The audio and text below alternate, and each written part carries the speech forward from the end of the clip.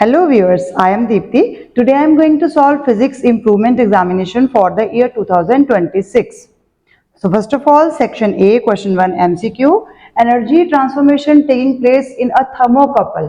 Thermocouple किस energy को किस energy में convert करता है? It is heat energy to electrical energy. The unit of physical quantity expressed by equation P square upon 2m. We know that this is the formula for kinetic energy, and SI unit of kinetic energy is joule. So option number B is correct in this case. Next is the block and tackle system has two pulleys in the movable block, only in the lower movable block. In an ideal condition, if L is equal to 5T, मतलब 5 parts पे string की tension आ रही है, then the number of pulleys in the fixed block is equal to, तो fixed block में कितना होना चाहिए और आइडियल कंडीशन दिया गया, तो आइडियल कंडीशन मींस इसका वीआर कितना हो जाएगा 5 है, तो टोटल नंबर ऑफ पुलिस 5 है, out of this 2 are movable, तो फिर टोटल कितनी हो जाएंगे फिक्स्ड ब्लॉक में, this is equal to 3 which is B option is equal to 3. Then next is if 3 equal forces, as you can see F1, F2 and F3 are acting at the end of the rod. आपके पास AB rod दी गई है, pivoted at the center, जो ये point है आपके पास O, और AB rod है. These are three forces. This is F1, this is F2 and this force is F3. These are three forces as shown. Then the moment of force. तो moment of force आपको statement दी हुई है नीचे, least for F2 and maximum for F1. F1 के लिए तो maximum हो सकता है, पर F2 के लिए लीस्ट नहीं है, क्योंकि कोई ना कोई एंगल है. As you know the formula is perpendicular distance, moment का force into perpendicular distance. So perpendicular distance is maximum for this force means F1. तो F1 is maximum, this we know, but other than that what is the correct statement? Least for F2 which is not correct because it is least for F3. This force given in the diagram is F3. तो F3 के लिए least होगा क्योंकि opposite direction में जा रहा है, और परपेंडिकुलर डिस्टेंस इस केस में 0 हो जाएगा बिकॉज डिस्टेंस इज 0, तो minimum it will be for F3. So आपका option number C is correct. Least है F3 के लिए एंड मैक्सिमम है F1 के लिए because perpendicular distance is maximum for F1 and 0 for F3. Now next part, the net angle of deviation produced by the prism in the diagram shown below. कौन सा prism ये आपको दिखाया गया? This is erecting prism, जो कि initial और final path आपके this is parallel to this. Initial and final path are parallel to each other. तो no net change, कोई deviation हो ही नहीं रही है. तो ये कौन सा केस हो जाएगा? 0 degree. Net angle of deviation means delta is equal to 0 degree, क्योंकि दोनों पैरेलल ही हैं इसीलिए. Next is a crack in a glass vessel often shines like a mirror in sunlight. Which of the phenomena of light is responsible for this? तो कौन सा phenomena होता है जो ग्लास वेसल के शाइन करने के लिए रिस्पॉन्सिबल है? This is total internal reflection. Option number D is correct. The magnification produced by a lens is +2. तो प्लस का साइन मीन्स ये कौन सा लेंस हो गया? दिस इज कॉन्वेक्स लेंस, और 2 का मतलब है मैग्निफिकेशन इज मोर देन 1. तो प्लस का साइन मैग्निफिकेशन में शो करता है दिस इज वर्चुअल इमेज, और m greater than 1 means magnified भी है. तो इमेज वर्चुअल भी है और मैग्निफाइड भी है. इट मीन्स आपका ऑप्शन नंबर इसमें कौन सा ठीक आ रहा है? This is option number D is correct. Next is 8th part. Identify the radiation that scatters the least. Now radiation intensity of scattering depend किस पे कर रही है? आपके पास स्कैटर्स द लीस्ट है, तो किस पे डिपेंड करती है? Inversely proportional to lambda power 4. तो इनमें से किसकी लैम्डा यानी वेवलेंथ कम होगी उसका ज्यादा होगा. तो radiation that scatter the least मतलब स्कैटरिंग कम है, इसका मतलब वेवलेंथ ज्यादा है. तो आउट ऑफ दिस किसकी वेवलेंथ ज्यादा हो जाएगी? वेवलेंथ ज्यादा इसमें आ गई रेडियो वेव्स के लिए. Next is assertion. The buzzing of mosquito is shriller than the roar of a lion. Buzzing की sound ज़्यादा shriller होती है क्योंकि उसकी frequency ज़्यादा होती है. Reason is frequency of sound produced by mosquito is greater than the frequency of sound produced by the roar of a lion. So both assertion and reason are true, and R is the correct explanation of A. This is option number C. Now next is A straight wire of resistance R is bent in U shape. Its resistance is, तो सिर्फ हमने bend किया है, resistance कितनी ली गई है statement ज्यादा clearly दिया नहीं गया है, तो अगर हम सिर्फ बेंड करेंगे तो इट मींस उसकी रेजिस्टेंस ही रहेगी। वैसे ये पेपर पे ज्यादा क्लियर नहीं है, बट अगर यहाँ पर नॉर्मल यू शेप में सिर्फ बेंड किया गया है तो हाफ टू इट्स लेंथ या ट्रिपल टू इट्स लेंथ या डबल टू इट्स सेल्फ, ऐसा कुछ नहीं दिया गया, तो resistance remains same, means option number C is correct. In 11th, which of the following is not a characteristic of a fuse wire? It has a high resistance. We know that it is high resistance. It is high conductivity. Conductivity होगी तो current को flow करने देगा, जो कि नहीं है characteristic. तो it has high conductivity. This statement is wrong. It is an alloy of lead and tin, which is correct. Low melting point, which is also correct. In 12th part, identify the correct statement with respect to change of phase of a substance. Kinetic energy of the molecule remains the same. Correct बताना है। Yes, average kinetic energy, वैसे यहाँ पर average word आना चाहिए था क्योंकि average kinetic energy same रहती है, but overall kinetic energy of molecules remains the same, ये करेक्ट स्टेटमेंट है। Next is potential energy of the molecule remains the same. No, potential energy same नहीं होती, इंक्रीज हो जाती है, तो गिवन स्टेटमेंट इनकरेक्ट है। देन बोथ वाला तो आपके नहीं होगा, तो option number A is correct in 12th part. In 13th, 1 calorie is the amount of heat required to raise the temperature of 1 gram of water through 1 kelvin. हम 1 kelvin ले सकते हैं इसमें, 1 ग्राम ऑफ वाटर, वैसे भी हमारा इसमें आ रहा है डिग्री सेल्सियस हो सकता था, but 1 gram of water through यहाँ पर 10 डिग्री दे दिया, 1 डिग्री नहीं है, या तो 1 केल्विन या 1 degree, because we know the change is similar in both the scales, तो चेंज के लिए हम ले डिग्री भी सकते थे। Now in 14th part, a current carrying conductor experiences a force when placed normal to a magnetic field. The force experience does not depend on, किस पे डिपेंड नहीं करता। We know that this force is directly proportional to B, I and L. Magnetic field, current and length of the conductor, तो directly proportional है इन तीनों पे, तो current, strength और लेंथ यानी कि तीनों दिए हुए हैं, तो किस पे डिपेंड नहीं करना, डज नॉट डिपेंड है, तो मास पे डिपेंड नहीं कर रहा, option number A is correct. In 15th, when the nuclear radiation is subjected to a magnetic field, the direction of deflection is governed by Fleming's left hand rule. इसमें हमारा correct आता है क्योंकि हम फ्लेमिंग्स के लेफ्ट हैंड रूल से ही पता लगाते हैं कि किस डायरेक्शन में डिफ्लेक्शन होगी अगर कोई भी न्यूक्लियर रेडिएशन मैग्नेटिक फील्ड में रखा गया है तो। Now coming to question number 2, which is fill in the blanks. If the displacement of a load is greater than the displacement of the effort, then the velocity ratio of the machine is, it is less than 1, क्योंकि ये gain in speed के लिए हम use कर रहे हैं तो less than 1 आ जाएगा, क्योंकि इसमें डिनोमिनेटर आपका ग्रेटर है। डिस्प्लेसमेंट ऑफ लोड मतलब आपको पता ही है क्या लेते हैं हम, DE अपॉन DL, तो डिनोमिनेटर छोटा है तो छोटा होने का मतलब लेस देन 1 हो गया, डिनोमिनेटर छोटा है, न्यूमरेटर बड़ा है।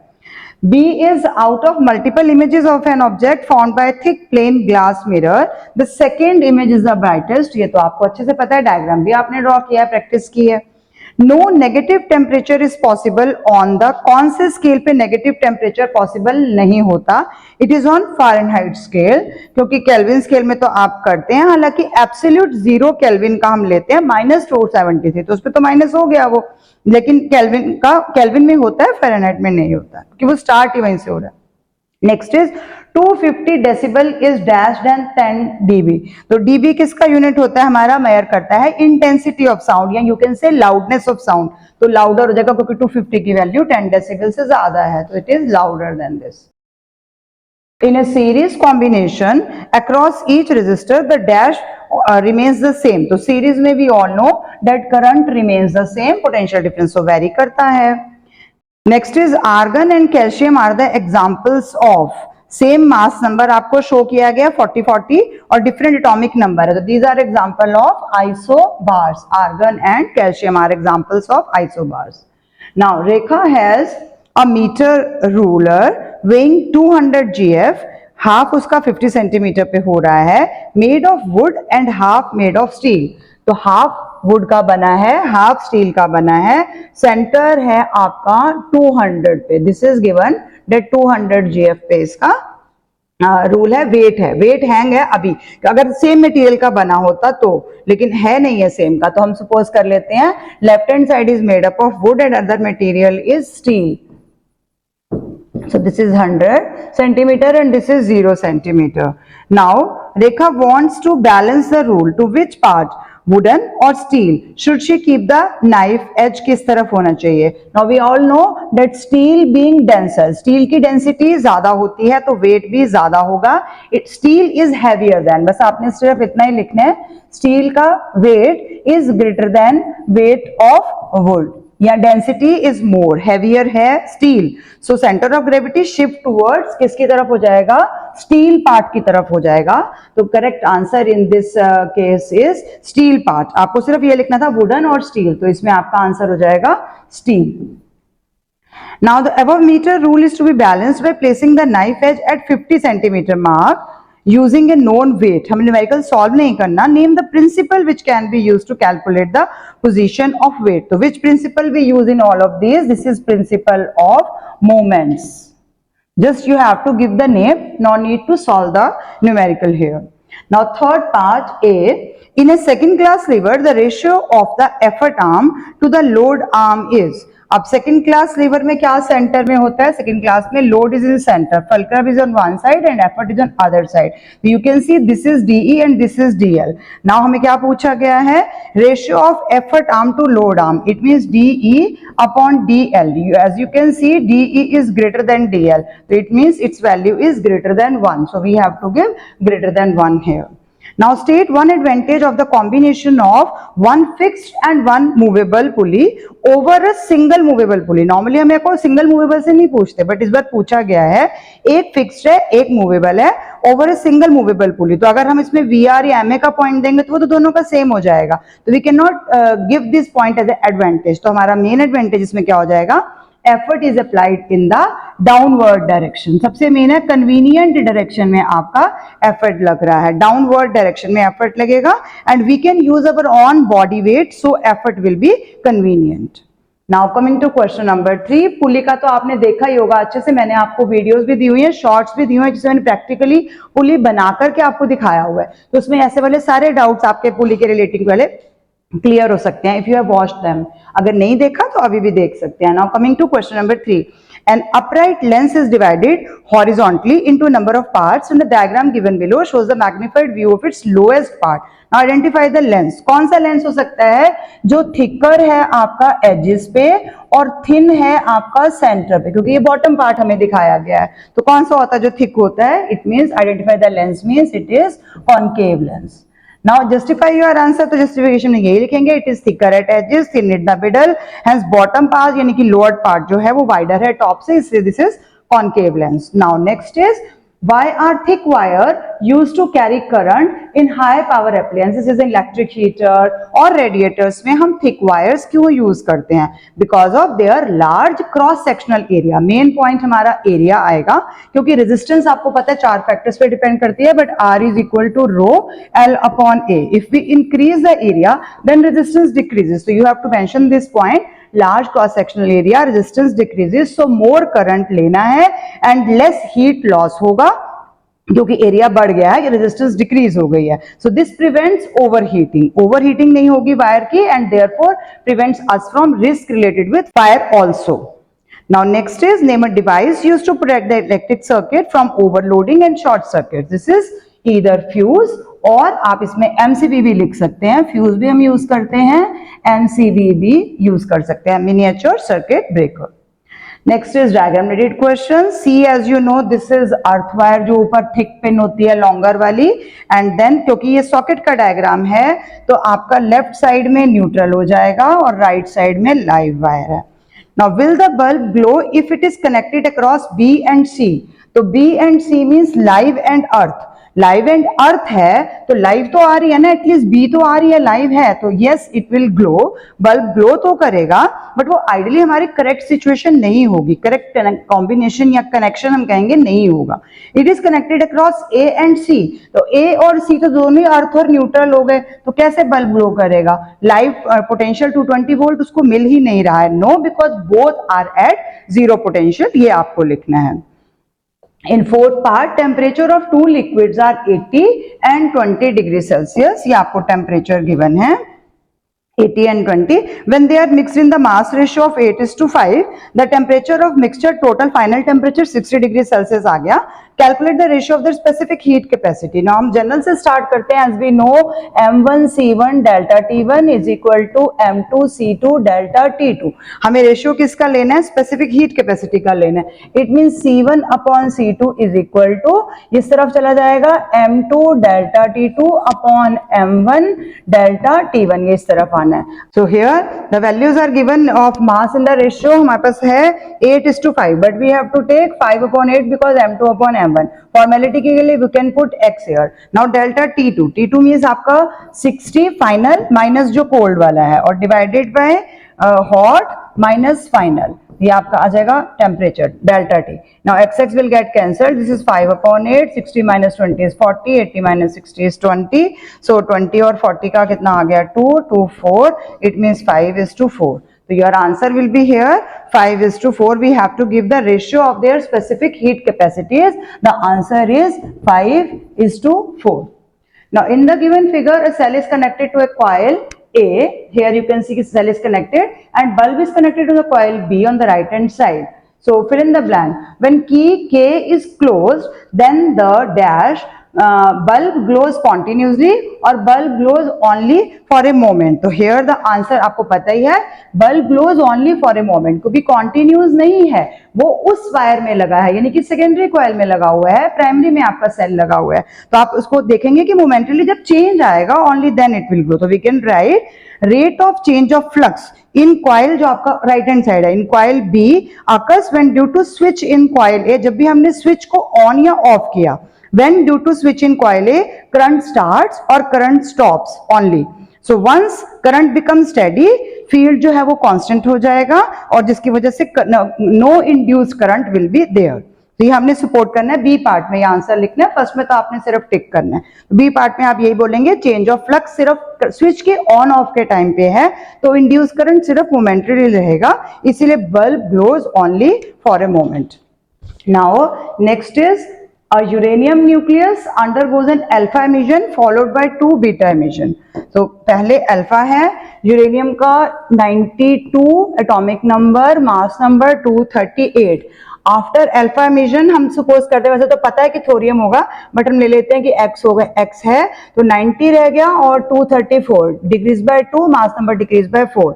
इसके बाद 2 बीटा एमिशन है, on 1 beta emission mass number increase by 1, इसमें इंक्रीज बाय 2 हो जाएगा। तो लेट अगला डॉटर न्यूक्लियस Y है, it will become 92 and this will become 234, remain same. So basically these are isotopes of uranium.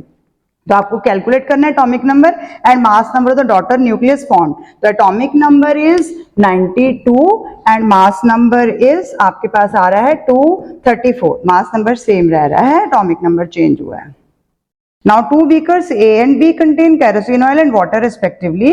The speed of light in water is 2.25 into 10 raised to power 8 meter per second and kerosene is 2.15 into 10 raised to power 8। It means आपका kerosene में जो है वो speed ज्यादा decrease हो रही है। तो हम इसके लिए फैक्ट्स लिख सकते हैं कि केरोसिन में और पहला वाला जो भी इन्होंने मीडियम लिया वाटर, दोनों में क्या स्पीड आ रही है। तो हम केरोसिन में कम हो रही है, it means kerosene is more denser medium, optically denser medium हो जाएगा। इट मींस रे bend more towards normal, more towards normal ज्यादा जाएंगे क्योंकि डेंसर मीडियम हो गया। और ये वाला जो है वाटर वो लेस है, मोर डेंसर हमने लिखा है, या फिर रेरर लिख दो या फिर लेस डेंसर लिख दो, रेरर आ जाएगा। तो इसमें लेस, रेरर में मतलब आपको पता है कि लेस बेंडिंग होगी, यानी कि इस केस में हमारा म्यू जो है वो आपके पास लेस आएगा और लेस बेंडिंग होगी। Now in which liquid will the angle of refraction is more when light rays strike the surface of both liquid at the same angle of incidence। यानी I तो same ही रह रहा है, तो किसके अंदर ज्यादा होगा एंगल ऑफ रिफ्रैक्शन? मोर किसमें होगा? जिसमें लेस बेंडिंग हुई है, वो है वाटर। तो आपका आंसर रहेगा इसमें वाटर, क्योंकि एंगल ऑफ रिफ्रैक्शन मोर रहेगा उसके अंदर। तो answer of first part is water. Now next is calculate the ratio of refractive indices of water to kerosene oil। तो वाटर का केरोसिन ऑयल के साथ आपने लेना है, तो K mu water, water with respect to kerosene oil. तो अगर हम म्यू लेंगे तो वाटर का ऊपर है और केरोसिन ऑयल का नीचे है। अगर हम वेलोसिटी लेंगे तो केरोसिन का ऊपर है और वाटर का नीचे है। अब हमारे पास गिवन तो इसमें वेलोसिटी है, तो 2.15 इंटू 10⁸ है एंड नेक्स्ट इज 2.25 इंटू 10⁸ है। तो we have to divide 2.15 to 2.25। तो आपका आंसर इसको करेंगे आप रेशियो जरा सा भी सॉल्व करेंगे इसको, आपने सिर्फ 5 से कट किया तो आपके पास आंसर आ रहा है 43, क्योंकि हमें रेशियो में ही देना है तो 43/45 is our correct answer. Now next is if liquid A is heated, हमने गर्म किया लिक्विड A को, what change will you expect in the path of refracted ray? क्या होगा अगर हमने लिक्विड A को हीट किया तो इसकी डेंसिटी जो है क्या हो जाएगा, केरोसिन की डेंसिटी, लिक्विड A में केरोसिन है, केरोसिन की डेंसिटी डिक्रीज हो गई, यानी कि ऑप्टिकल डेंसिटी डिक्रीज हुई है।